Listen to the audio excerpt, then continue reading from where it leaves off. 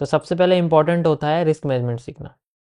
तो हम लोग आज थोड़ा सा बात करेंगे एमएमसी के अंदर किस तरीके से हम लोग रिस्क मैनेजमेंट यूज़ करते हैं। एमएमसी के अंदर एक पार्ट है जिसे हम लोग एफटीसी कहते हैं। एफटीसी का मतलब होता है फेयर ट्रेडिंग कॉन्सेप्ट।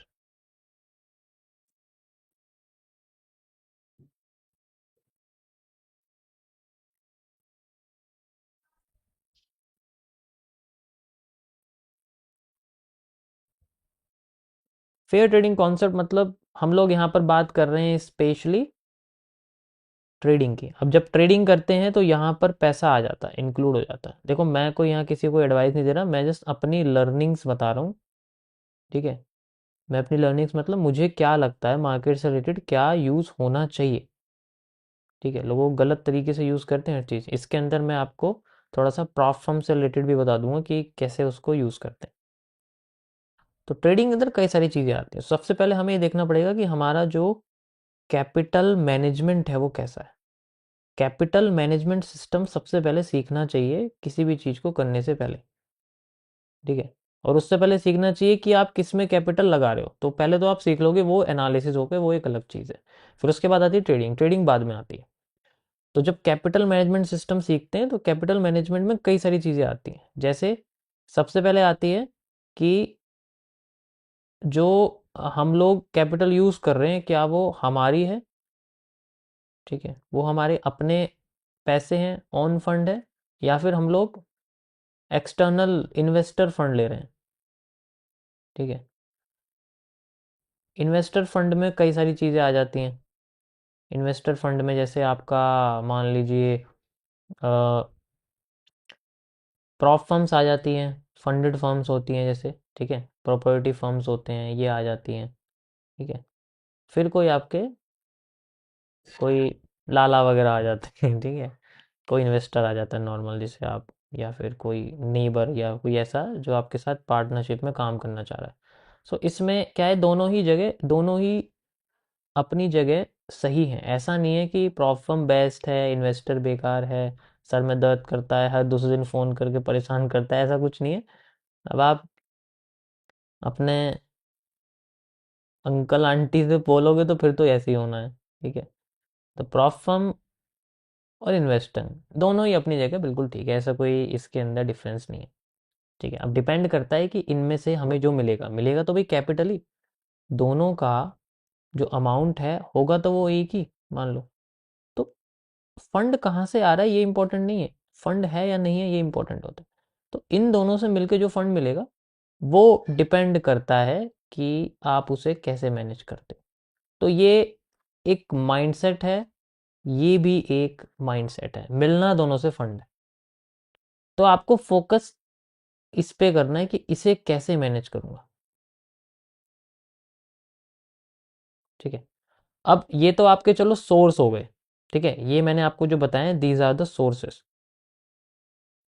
ठीक है, ये आपके सोर्स हो गए, ये आपका बाहर का सोर्स है और ये आपके अपना सोर्स है। अब अपना फंड कैसे आएगा? अपना फंड आ सकता है दो चीज़ों से। एक आ सकता है आप कोई एक और बैकअप स्किल सीखना शुरू कर दो। बैकअप स्किल होती है जैसे बहुत सारी चीज़ें होती हैं बैकअप स्किल में। ठीक है, जो भी आपको सही लगे, वेबसाइट डिज़ाइनिंग से लेके अपनी खुद की छोटी सी ब्रांड खोलना, छोटी सी, ज़्यादा बड़ी नहीं, ऐसी चीज़ जिसमें बैकअप स्किल हो, जिससे आपके पास इनफ्लो होता रहे।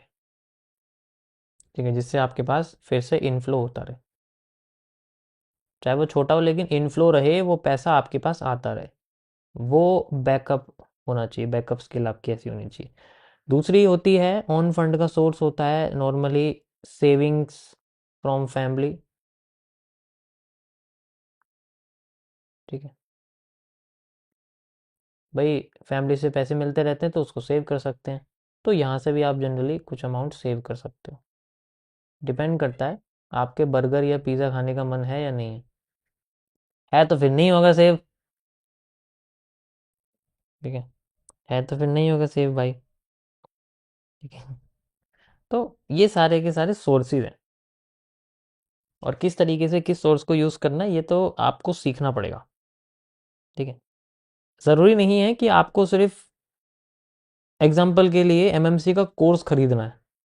ज़रूरी नहीं है आपको ट्रेडिंग का कोर्स खरीदना है, ठीक है, ज़रूरी नहीं है आपको कैपिटल मैनेजमेंट का या फाइनेंस का कोर्स खरीदना है, आपको फाइनेंस सीखने नहीं, ऐसा नहीं होता। आपको जनरली एक स्किल बैकअप में रखनी पड़ेगी। कैपिटल मैनेजमेंट का मतलब ही तो यही है, आप कैपिटल कैसे मैनेज कर रहे हो। भाई अगर जा रही है तो उसके आधा या उसके जितना और किसी जगह से आ रहा है या नहीं आ रहा है, ये इंपॉर्टेंट होता है, ठीक है। देखो मेरा केस बहुत अलग है, मेरे से कंपेयर मत करना, मैं बहुत अलग लेवल पे बंदा हूँ, मेरा काम ही अलग है, ठीक है। मैं लाइव ट्रेड करके कमीशन नहीं खाता यहाँ पर, कि अगर मेरी ट्रेड लगेगी, मेरा लॉस होगा प्रॉफिट होगा, मेरे से रेफरल जितने भी लोग हैं वो लोग ट्रेड चलेंगे और मेरा प्रॉफिट हो या लॉस हो मेरी रिकवरी हो जाएगी, तो मेरा वैसा कोई काम है ही नहीं, पहली बात तो, ठीक है।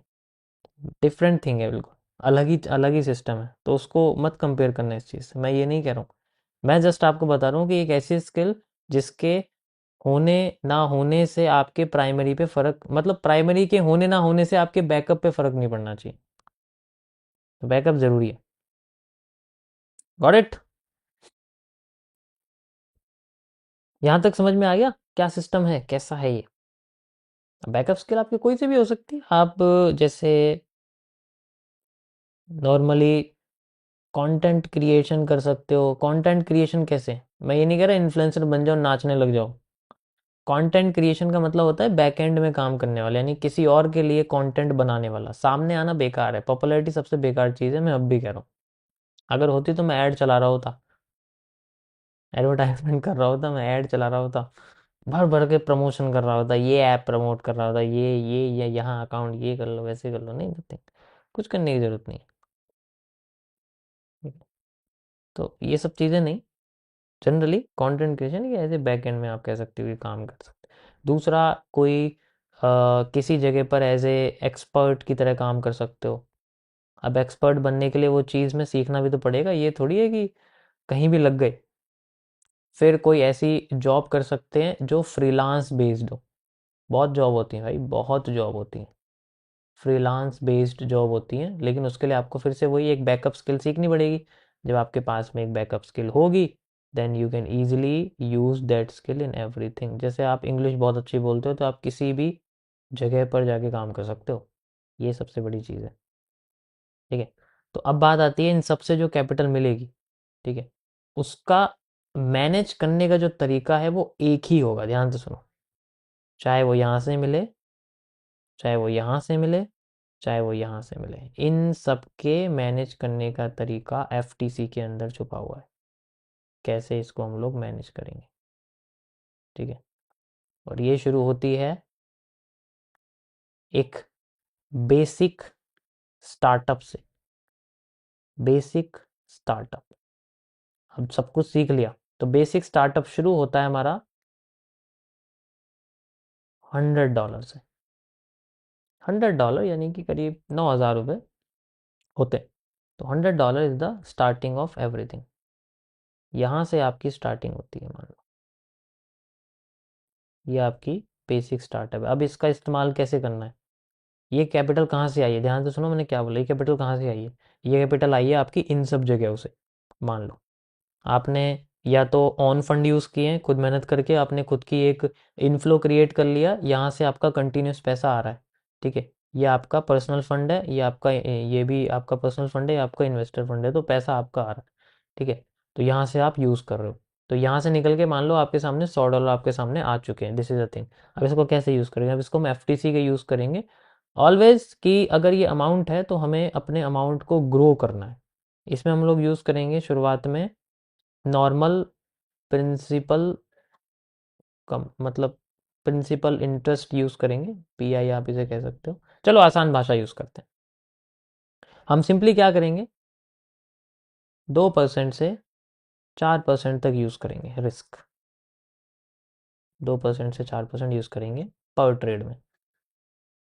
हर ट्रेड में हम लोग इतना यूज़ करेंगे और कोशिश करेंगे कि इस अमाउंट को हमें ग्रो करना है, किसमें, इसको डबल कर देना है, कहने का मतलब है इस अमाउंट को हमें 200 कर देना लेट से। अब ये कब होता है ये देखना है, अगर 100 से $200 हुआ, देखो ये नहीं कह सकता एक दिन में होगा, एक साल में भी हो सकता है, 6 महीने में भी हो सकता है, और हो सकता है एक महीने में भी हो जाए, ठीक है, करने वाला एक महीने में भी कर देता है।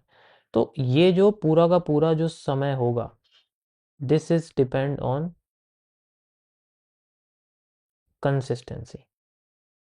यहाँ पर एक चीज़ आती है सबसे इम्पोर्टेंट, कंसिस्टेंसी।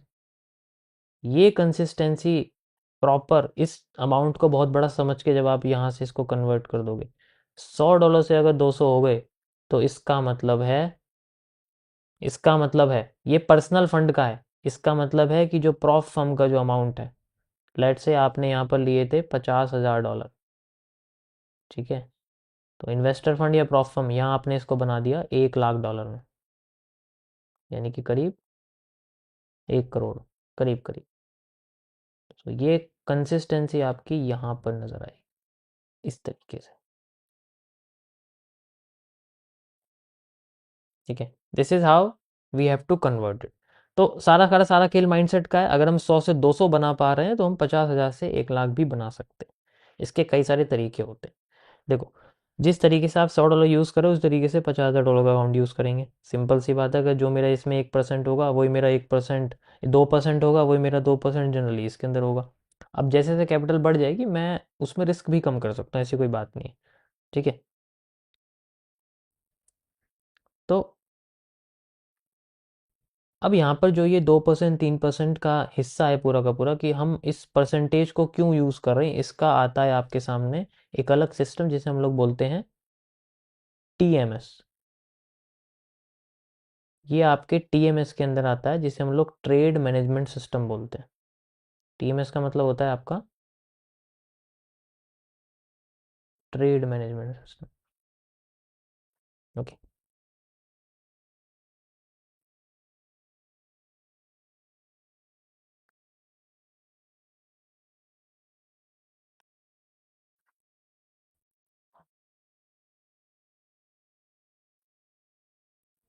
अब ट्रेड मैनेजमेंट सिस्टम में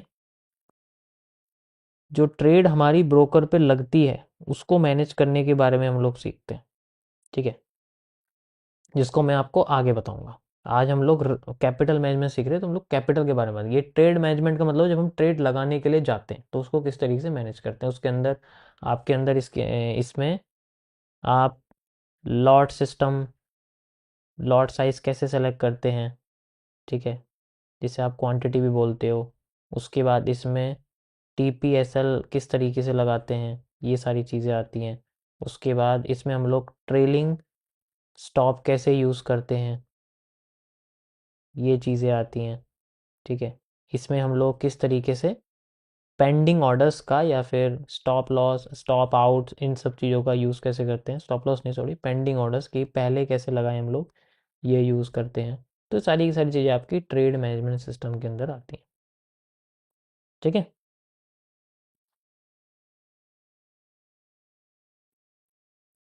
समझ आया?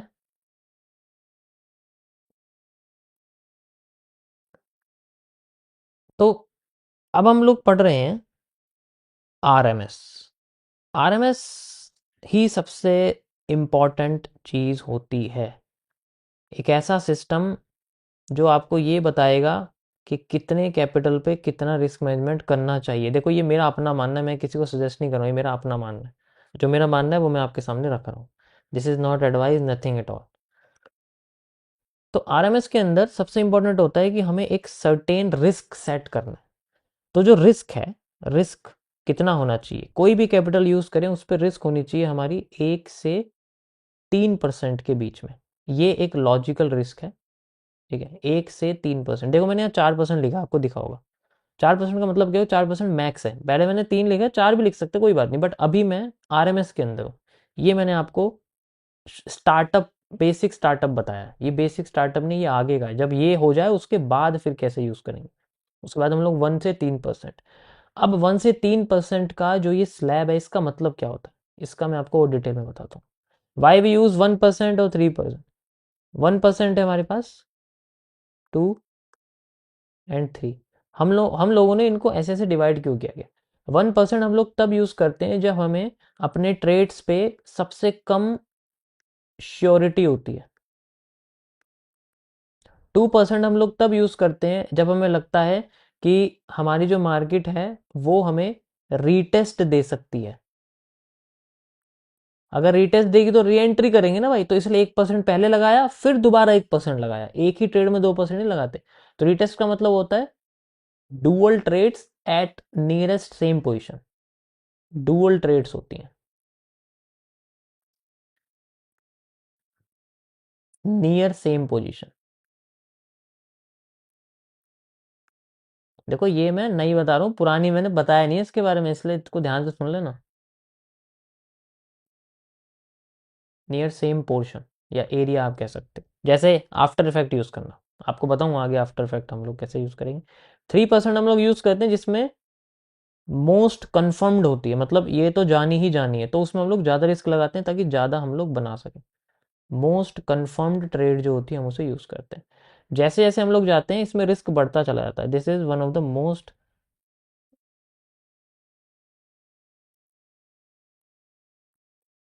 Risk area. अब अगर हम लोग 1% यूज़ करते हैं तो लॉजिकली आपको पता है कि वही चीज़ है कि अगर मैं 1% यूज़ करता हूँ इसमें लेस श्योरिटी है, तो मेरे पास टोटल 99 ट्रेड्स हैं मेरे बैलेंस को ज़ीरो करने के लिए। जब मैं 2% यूज़ करता हूँ तो मेरे पास 50 ट्रेड्स हैं मेरे बैलेंस को ज़ीरो करने के लिए। 50 बार ट्रेड चलूंगा 2% की, तब जाके मेरा बैलेंस ज़ीरो हो, तब जाके $100 ज़ीरो होंगे।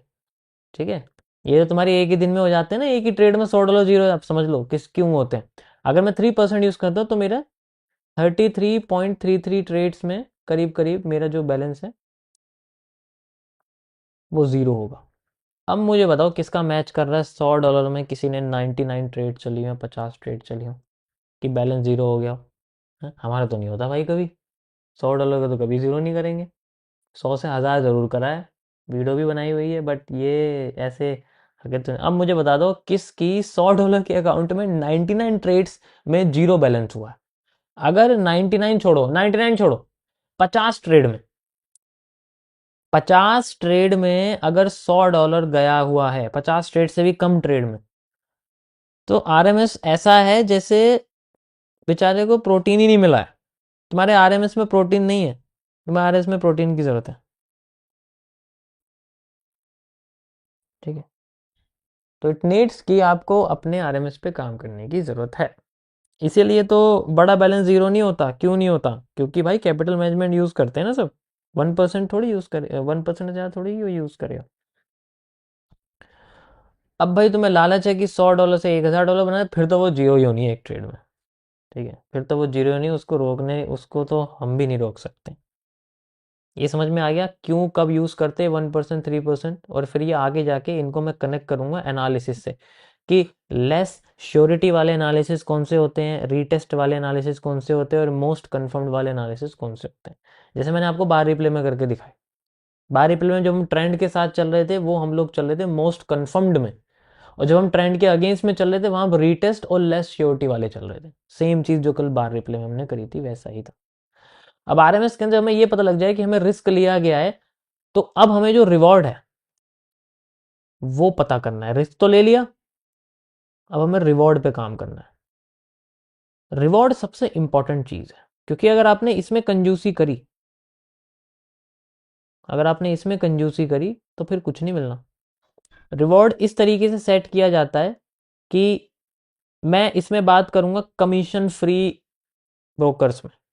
कमीशन वाला आप ऐड कर दो, बट मैं फिलहाल के लिए कमीशन फ्री ब्रोकर की ही बात करूंगा अभी फिलहाल के लिए। बाद में फिर आपको कमीशन वाले बताता हूँ। कमीशन फ्री वाले में थोड़े स्प्रेड होते हैं। ठीक है, जैसे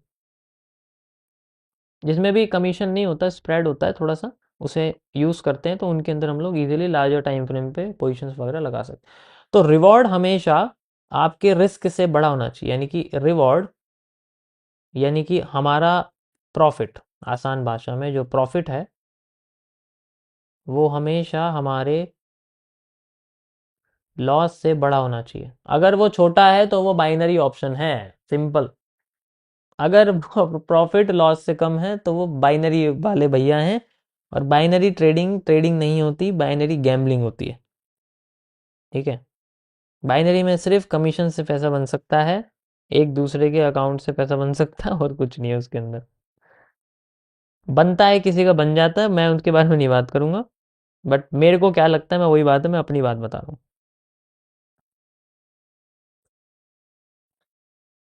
ओके, समझ में आ गया? बाइनरी ऑप्शन में और ट्रेडिंग में क्या फ़र्क है? ट्रेडिंग में आप अपने लॉस से कई गुना प्रॉफिट बना सकते हो, लेकिन बाइनरी में आप लॉस से प्रॉफिट कम ही बनेगा हमेशा। आता है ना वो 90% प्रॉफिट मिलेगा, 80% प्रॉफिट, उसका मतलब यही है कि आपको 100% से कम मिल रहा है। इसका मतलब ही यही है।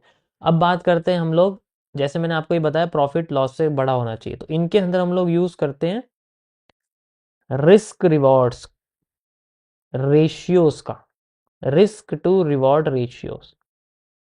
और ये अलग अलग तरीके के होते हैं। अब आपको दिखा दूं अलग अलग तरीके कैसे होते हैं। हम लोग पहले यूज करते हैं नॉर्मली रिस्क रिवॉर्ड, यानी कि रिस्क लेफ्ट साइड होता है, रिवॉर्ड राइट साइड होता है। कितना गुना हम लोग अपने रिस्क के मुकाबले बना रहे हैं। जैसे मैंने $100 लिए और मैं $100 लगा के कितना गुना बनाना चाहता हूँ। एक तो मेरे $100 बनने चाहिए, दूसरा $100 से ज्यादा बनने चाहिए। या तो मेरे कुछ भी ना बने या मेरे $100 से ज्यादा बने, 1:2 बने, यानी कि $200 का प्रॉफिट हो, तो टोटल 300 हो गया। इस तरीके से। तो अब मैं आपको थोड़ा सा कैलकुलेशन बताता हूँ इन बेसिस के हिसाब से। जैसे मैं अगर आपको दिखाऊं, यहाँ पर मैं लेस श्योरिटी वाली की बात करता हूँ, तो यहाँ पर मेरे सामने जो रिस्क रिवॉर्ड्स हैं वो ऐसे हैं, जैसे 1:2। इसका मतलब है 1% रिस्क, 2% प्रॉफिट। ठीक है, इसका मतलब क्या हो गया? 1% रिस्क और 2% प्रॉफिट, दो गुना प्रॉफिट। ठीक है, इसी तरीके से 1:20 भी है, 20% भी प्रॉफिट होता है, इस तरीके से। अब बात करते हैं हम लोग रीटेस्ट वाले की। वहां पर हम लोग कैसे यूज करते हैं? 2:4, इस तरीके से। 2:4 का मतलब 2% का रिस्क और 4% का प्रॉफिट। हम इसको 1:2 भी लिख सकते हैं, बट एक्चुअल में जब हमें रिस्क को दिखाना होता है तो हम लोग 2:4 लिखते हैं। बट रिस्क रिवॉर्ड रेशियो के टूल्स में 1:2 ही आएगा वो। बट मैं आपको थोड़ा सा कैपिटल रिस्क मैनेजमेंट के हिसाब से बताओ, आरएमएस के साथ। सेम चीज जब हम लोग मोस्ट कंफर्म्ड यूज करते हैं, तो वहां पर हम लोग 3:6 यूज करते हैं, यानी कि 3% का प्रॉफिट, 3% का लॉस सॉरी, और 6% का प्रॉफिट, इस तरीके से होता है। तो ये रेशियोज हमें अलग कैलकुलेट करके रखने कि एक्चुअल में ये जो रेशियो आपको दिखेगा, जो हमें चार्ट पे दिखता है, वो होता है फोरकास्ट। फोरकास्ट टूल होता है, 1:2 दिखा रहा है, लेकिन एक्चुअल में कितना है? 2:4, क्योंकि मैं उसमें 2% लगा रहा हूं, तो इसलिए मेरी 2 रिस्क है और 4 प्रॉफिट है। समझ में आया कैसे करना है? अब लेट से मैं आपसे कहता हूं कि हमने 0.5 का रिस्क, 0.5 यानी कि आधे परसेंट का रिस्क लाया। ये क्या है? ये लीस्ट श्योरिटी वाली ट्रेड है, लीस्ट श्योरिटी, तो इसमें सबसे कम मैं अमाउंट लगा रहा हूं। अब इसको कैसे मेजर करूंगा मैं? यहां पर आएगा मेरा इसमें 0.5:1, सिंपल। लेकिन एक्चुअल ये है, और फोरकास्ट में क्या दिखेगा? 1:2, सिंपल।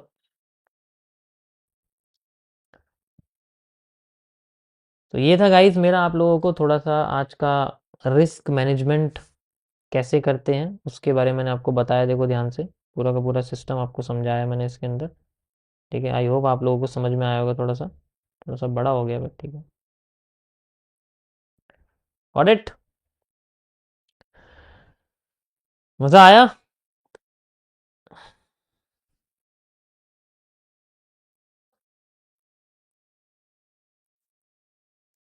ये जो डेडिकेशन है, ये चीज़